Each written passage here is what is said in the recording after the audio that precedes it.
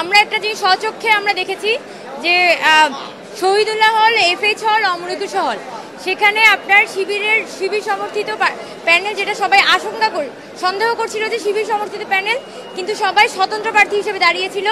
তাদের একটা লিস্ট, অপোজিটের ছাত্র শিবির সমর্থিত ঐক্যবদ্ধ শিক্ষার্থী জোটের লিস্ট, এরকম একটা লিস্ট কিন্তু প্রত্যেকটা শিক্ষার্থীর হাতে ধরিয়ে দেওয়া হচ্ছে। এবং আমাদের কান পর্যন্ত এসেছে যে বুথের মধ্যে ছাত্ররা যেখানে ভোট দিচ্ছে সেই বুথের মধ্যে নাকি হচ্ছে যে এই লিস্টটা হচ্ছে মাটিতে পড়ে আছে। সো কিভাবে করে বুথ পর্যন্ত হচ্ছে এই ছাত্র শিবিরের নাম সম্বন্ধিত লিস্টগুলো গেল, এটা হচ্ছে আমাদের প্রশ্ন। এবং আমরা ওই লিস্টটা কিন্তু সাথে করেও নিয়ে এসেছি। এই মুহূর্তে আমার সাথে নেই, যদিও আমি এটা ছবিটা পোস্ট দিয়েছি। সেখানে আমরা খেয়াল করেছি যে এখানে নানান নিয়ম বহির্ভূত ঘটনা কিন্তু ঘটছে।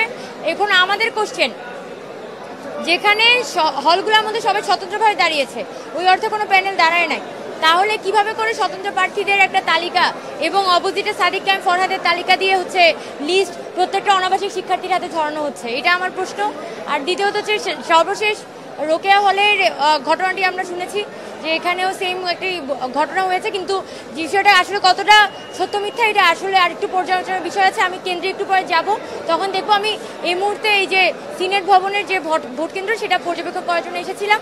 এসে দেখলাম যে সব পক্ষের মধ্যেই একটা বলা যায় সব পক্ষে এখানে একটা অবস্থান করছে এবং সবাই আসলে কড়া নজরদারি করছে যাতে কোনো ভোট কারচুপি না হয়। এখনো পর্যন্ত আমি আসলে আশাবাদী যে আমি সর্বোচ্চ আশাটাই রাখতে চাই যে যেভাবে করে আসলে অনাবাসিক স্টুডেন্টরা এসেছে, ফিমেলরা ভোট দিতে এসেছে, আমার মনে হয় যে এখানে এই কাস্টিংগুলো যদি কাউন্ট করা হয় তাহলে কিন্তু 90 to 95% আমরা আসলে ভালো রিয়েল কাস্টিংই পাচ্ছি। এর বাইরে গিয়ে কতটুকু আসলে এখানে কারচুপি হয়েছে এটা আমি এখনো বলতে পারছি না, কারণ আমার কাছে ফার্স্ট হ্যান্ড প্রুফ নেই। এটা দেখে আসলে আমাদের পক্ষে ক্লেম করাটা সম্ভব হবে।